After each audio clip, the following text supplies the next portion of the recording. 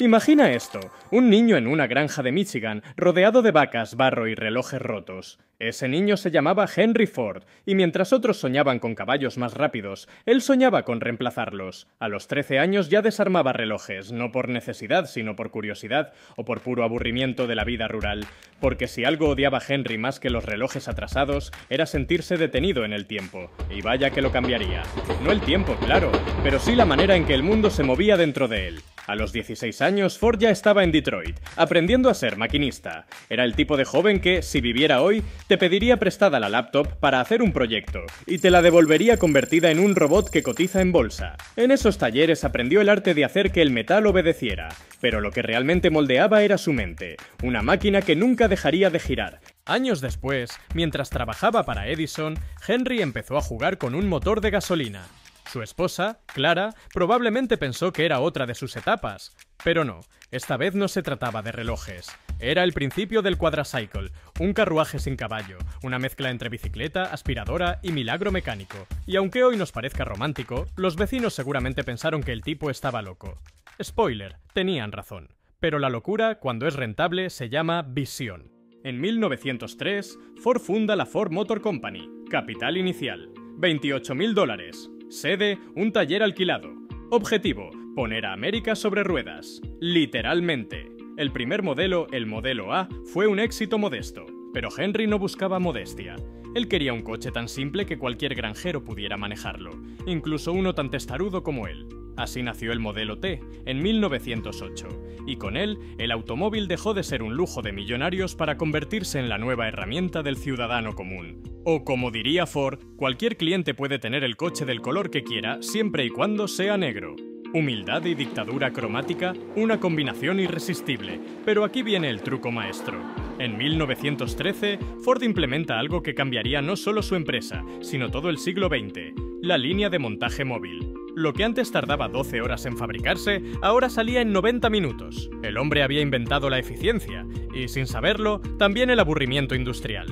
Los trabajadores pasaron de artesanos a engranajes humanos. Hacer el mismo tornillo día tras día hasta que tu alma gritara ¡basta! Pero Henry, con su sonrisa de predicador mecánico, tenía la solución. Pagarles más. Así nace el famoso sueldo de $5 al día. Una fortuna en 1914. Los demás empresarios se burlaron. Ford está loco. Hasta que sus empleados dejaron de renunciar y empezaron a comprar sus propios autos. Henry acababa de descubrir la alquimia del capitalismo. Pagar bien para que te lo devuelvan en la tienda. Eso sí, el trato justo tenía letra pequeña. Ford también creó el Departamento de Sociología Industrial, una especie de policía moral que espiaba a los empleados para asegurarse de que fueran buenos ciudadanos. Nada de alcohol, nada de apuestas, nada de mujeres inapropiadas. Querías tus $5, debías vivir como un santo. En resumen, Ford inventó el salario decente y el control social, todo en un mismo paquete. Una mezcla tan americana que casi debería venir con salsa barbacoa. Su fábrica se convirtió en el templo del progreso. El hombre que había nacido entre gallinas ahora producía autos como si fueran galletas. En 1924 ya había vendido más de 10 millones de unidades. El mundo no solo se movía más rápido, también empezó a pensar más rápido. Y Ford, con su traje impecable y su mirada de profeta del acero, creía que había domado al tiempo. Pero el tiempo, como siempre, cobraba caro, porque cuando uno se acostumbra a controlar todo, empieza a creer que también puede controlar a las personas, y Henry Ford odiaba a los sindicatos casi tanto como odiaba los días de lluvia. Decía que los trabajadores no necesitaban organizarse, porque él ya pensaba por ellos. Una idea adorable y totalmente despótica. En 1937, en la planta de River Rouge, los sindicalistas intentaron repartir folletos. Ford envió a sus guardias. Lo que siguió se conoció como la Batalla del Paso Elevado. Puños, sangre y el tipo de diplomacia que se resuelve con un martillo. La prensa no fue amable, pero Henry, testarudo como un motor de hierro, siguió convencido de que tenía razón. Spoiler número 2, no la tenía. Con los años, Henry Ford se convirtió en un mito viviente, el hombre que puso ruedas al mundo y cadenas al alma obrera. Pero como todo genio con ego del tamaño de su fábrica, empezó a creerse más sabio que la historia. Y la historia, por si acaso lo olvidó, tiene muy buen sentido del humor. A Ford le encantaba hablar del hombre común, pero ya no se parecía a uno. Vivía con modestia, sí, pero de la clase de modestia que solo se puede permitir alguien con $1 millón en el banco. Le gustaban las frases inspiradoras, los discursos sobre la paz y también los periódicos personales donde publicaba teorías conspirativas antisemitas. Sí, Henry Ford, el héroe del progreso, se convirtió en el influencer original de la intolerancia. Su propio diario, The Dearborn Independent, se dedicó durante años a culpar a los judíos de todos los males del mundo, desde la banca hasta el mal tiempo. Cuando lo enfrentaron, se disculpó públicamente. Pero como buen empresario ya había vendido millones de copias. Negocio redondo, moralmente ruinoso. Su obsesión con el orden lo llevó a admirar regímenes donde todo parecía funcionar eficientemente, tanto que en 1938 el mismísimo Adolf Hitler le envió una medalla. La Gran Cruz del Águila Alemana, la más alta condecoración nazi para un extranjero. Henry, por supuesto,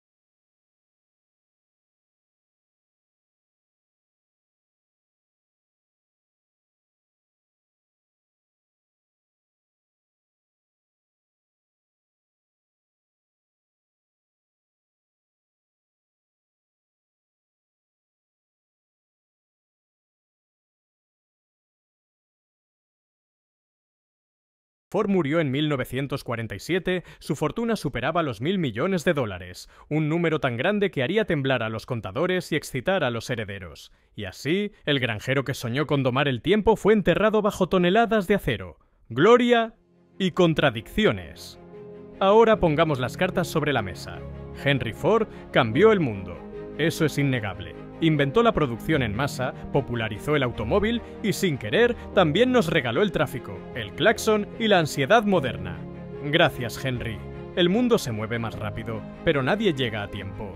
Su visión transformó la economía, sí, pero también creó la rutina, la alienación y el sueño de escapar de un trabajo que él mismo inventó. Ironías del progreso. El hombre que liberó al pueblo de los caballos terminó atándolo a la fábrica. Lo que empezó como innovación acabó como jaula con ruedas. Y aquí es donde la riqueza se reconstruye, levanta la ceja y sonríe. Porque toda historia de éxito tiene un precio oculto, una letra pequeña escrita en tinta de arrogancia.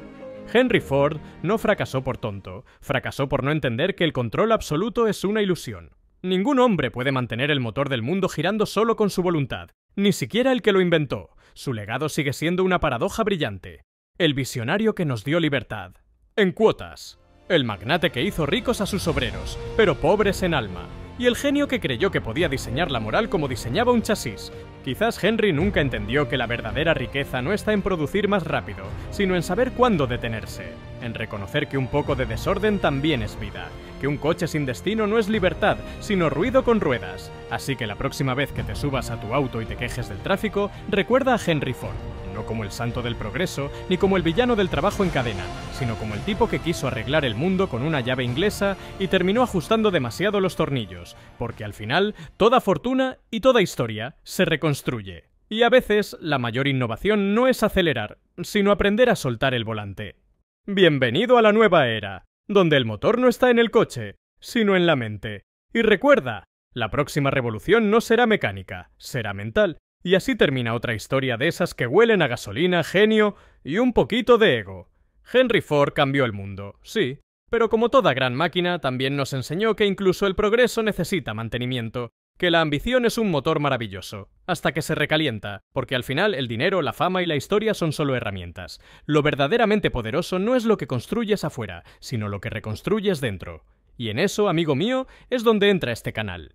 Aquí, en la riqueza se reconstruye, no venimos a aplaudir fortunas, sino a desarmarlas, pieza por pieza, para entender cómo se hacen, cómo se pierden y, sobre todo, cómo se reconstruyen sin vender el alma en el proceso. Entre sarcasmos y verdades incómodas, nos reímos del sistema mientras aprendemos a usarlo, porque la riqueza no se mide solo en billetes ni en autos relucientes, sino en la capacidad de pensar distinto, de ver la historia, reírte un poco y seguir adelante con los tornillos bien puestos. Así que si llegaste hasta aquí, ya sabes lo que sigue. Dale al botón, comparte la ironía y prepárate para el próximo episodio, donde volveremos a demostrar que el dinero no da la felicidad, pero entenderlo da mucha tranquilidad. Y esto fue La riqueza se reconstruye, donde el pasado tiene lecciones y el futuro se afina con humor. Porque si Henry Ford hubiera visto este canal, probablemente habría intentado producirlo en masa,